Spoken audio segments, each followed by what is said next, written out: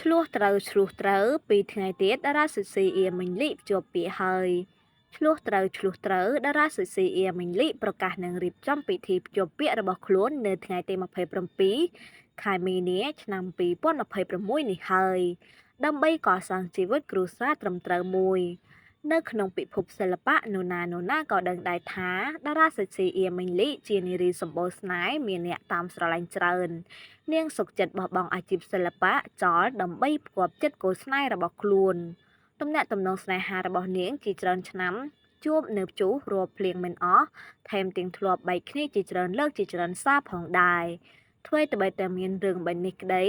អៀមិញលីប្រកាសជាផ្លូវការថានាងនឹងភ្ជាប់ពាក្យដោយអ្វីដែលខ្លួនបានគ្រោងទុកអៀមិញលីថែមទាំងបាននិយាយថា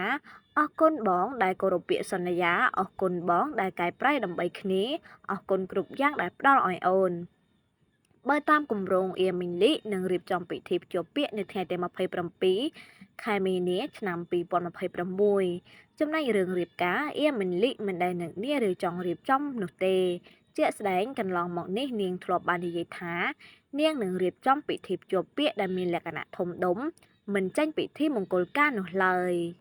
បច្ចុប្បន្នអៀមិញលីមានមុខចំនួនជាច្រើននៅក្នុងដៃជាពិសេសតាំងពីបឹកហាងកាហ្វេថ្មីមួយដែលជាចំណង់ចំណូលចិត្តរបស់ខ្លួនមកកាន់តែធ្វើឲ្យជីវិតស្នេហារបស់នាងកាន់តែល្អប្រសើរឡើងបើទោះបីជានាងមិនប្រកបអាជីពសិល្បៈតទៅមុខទៀតក៏នាងអាចរស់នៅក្នុងជីវភាពធូរធារផងដែរទៀងទ្រព្យសម្បត្តិផ្ទះរថយន្តនិងមុខជំនួញ